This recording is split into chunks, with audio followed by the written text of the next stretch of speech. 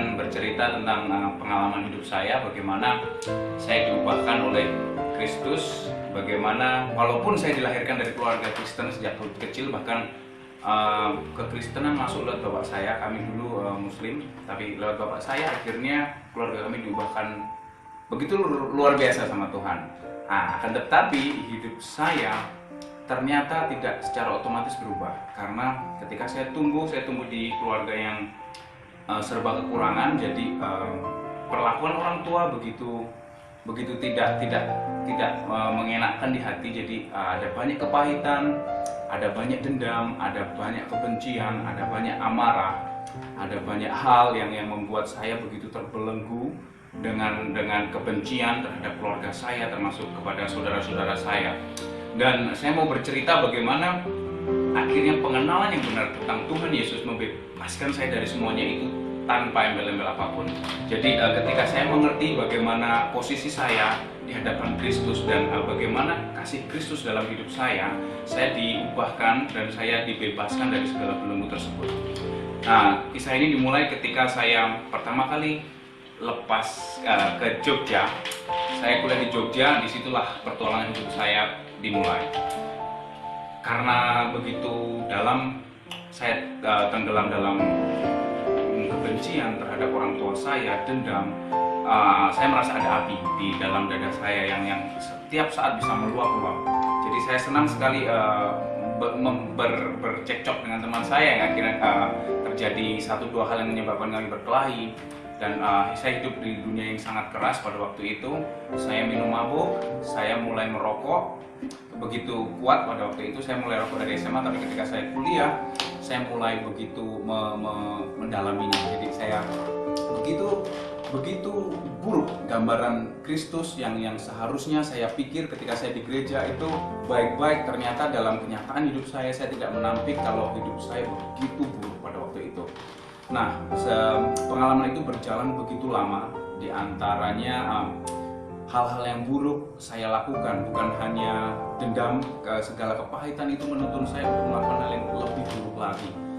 Karena saya selalu merasa kesepian, jadi saya mencoba dekat dengan beberapa teman cewek, dan akhirnya saya mencoba untuk dekat, dan saya tinggalkan dia ketika saya menemukan hal yang baru. Saya mencoba mencari hal yang bisa memenuhi kekosongan dalam hati saya, karena ada begitu kekosongan besar yang saya rasa ini harus dipenuhi dengan sesuatu.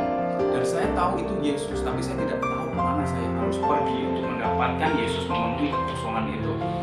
Namun ternyata tidak semudah itu. Waktu berjalan semakin lama dan semakin bukannya semakin baik, saya semakin buruk. Akhirnya ketika orang tua saya memutus dana saya untuk kuliah, saya mulai kerja di IO. Disitulah babak baru keburukan saya lebih dimulai. Karena di dunia IO saya mulai mencicipi dunia malam yang begitu bebas. Saya mencicipi servis dari klien yang begitu buruk. Dan saya mengatakannya sekarang begitu buruk. Mungkin bagi dunia itu sesuatu yang mewah, tapi buat saya sekarang itu begitu buruk, yang membuat saya semakin terjerat. Saya bekerja selama 2 tahun di sana. Saya berhenti sekitar tahun 2010. Dan ketika saya berhenti, saya pikir ketika saya berhenti semuanya itu akan berhenti, tapi ternyata tidak. Selama dari 2010 ke 2012 saya mencoba dekat sama Tuhan. Saya menggunakan berbagai cara. Saya mencoba berdoa, membaca Alkitab, lalu saya pergi ke gereja.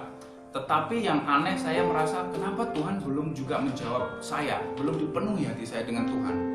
Akan tetapi kejadian ini terjadi 2012 yang lalu, ketika 2013 tepatnya, ketika saya mulai sakit. Jadi semua pikiran buruk, semua hal buruk yang saya rasa dalam hati dan pikiran mulai menyerang saya, dan akhirnya hal itu membawa suatu penyakit dalam hidup saya. Nah, penyakit itu membuat saya terasa sakit sesak di dada ini, yang saya pikir penyakit jantung. Akhirnya saya mencoba berobat di sana kemari, dan dokter tidak menemukan penyakit apa itu. Nah, ternyata di situ pada akhir ceritanya saya mengetahui bahwa itu adalah puncak dari segala hal buruk yang saya lakukan di masa lalu, dan iblis membawa sebuah penyakit yang bahkan dokter tidak temukan. Namun disitulah justru Tuhan memakai segala hal yang direka-rekakan iblis buruk untuk kebebasan saya. Disitulah saya benar-benar pertama kali mengerti apa itu kasih karunia Tuhan Yesus, yang begitu tidak menuntut apapun dari saya, hanya menuntut bagaimana saya beriman kepada kasih-Nya. Ketika saya mulai mengerti itu, semuanya mulai rontok satu persatu, tanpa ada satu dan dua hal secara psikologis yang dilakukan. Tapi sekarang saya bebas, saya mengampuni orang tua saya mengampuni kakak-kakak saya, bahkan saya mengampuni teman-teman saya yang dulu saya benci sekali dengan mereka. Saya bahkan bisa memeluk mereka, saya bisa mengatakan kepada orang tua saya mengasihi kalian, dan bahkan saya bisa memeluk mereka. Kakak-kakak saya peluk sekarang, walaupun dulu saya tidak pernah. Hal itu semacam hal najis dulu, tapi puji Tuhan, kemenangan terbesar saya adalah saya dapatkan ketika saya mengerti kasih Kristus dalam hidup saya. Bagaimana kasih Kristus itu tidak menutup satu perbuatan pun dari hidup saya untuk saya lakukan, tetapi bagaimana Dia di dalam salibnya yang kudus itu telah membawa semua amarah Tuhan, segala kepahitan, segala kesembuhan. Dan ketika saya percaya dan mengenal Dia lebih dalam lagi, semua hal buruk, kebiasaan buruk, hal-hal yang membelenggu hidup saya itu rontok dengan sendirinya, dan diganti dengan keinginan saya untuk lebih mengenal Dia, bagaimana apa rencana Dia dalam hidup saya lebih lanjut lagi.